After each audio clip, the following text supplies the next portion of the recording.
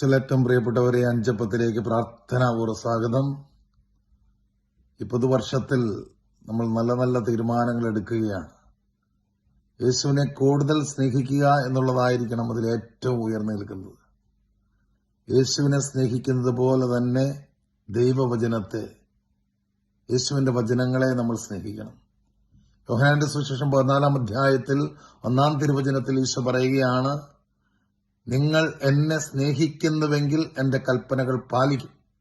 അപ്പോൾ യേശുവിനെ സ്നേഹിക്കുന്നു എന്നതിന്റെ നേരിട്ടുള്ള അടയാളമാണ് അവിടുത്തെ കൽപ്പനകൾ, അവിടുത്തെ വചനം അനുസരിക്കുക എന്നുള്ളത്. പ്രിയപ്പെട്ടവരെ, നമുക്കെല്ലാവർക്കും യേശുവിനെ കാണാൻ ഇഷ്ടമാണ്.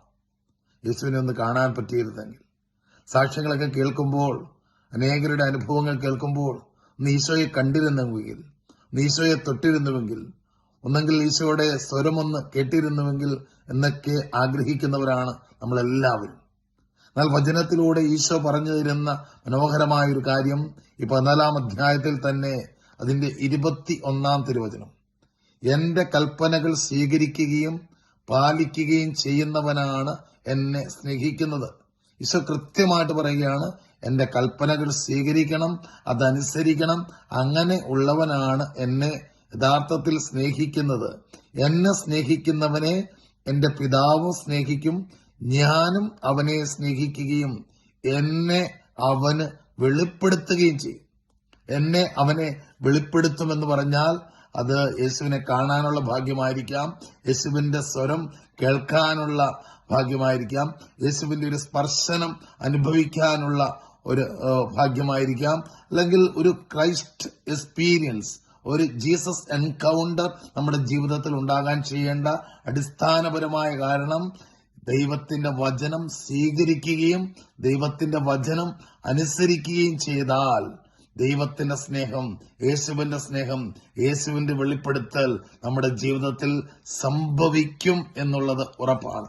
നിയമാവർത്തന പുസ്തകത്തിൽ 31-ാമത്തെ അധ്യായത്തിൽ അതിന്റെ 12-ാം തിരുവചനം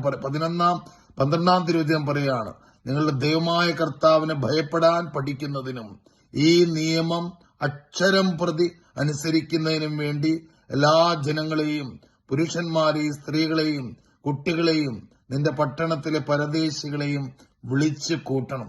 അക്ഷരം പ്രതി അനുസരിക്കാനാണ് പറയുന്നത്. അക്ഷരം പ്രതി നമുക്ക് ബുദ്ധിമുട്ടായിട്ട് തോന്നും. പക്ഷെ പ്രിയപ്പെട്ടവരെ, ദൈവത്തിന്റെ കൃപ കടന്നു വരുമ്പോൾ നമുക്ക് അക്ഷരം പ്രതി അനുസരിക്കുവാനുള്ള ഒരു അവസ്ഥയിലേക്ക് പരിശുദ്ധാത്മാവ് നമ്മളെ രൂപാന്തരപ്പെടുത്തും.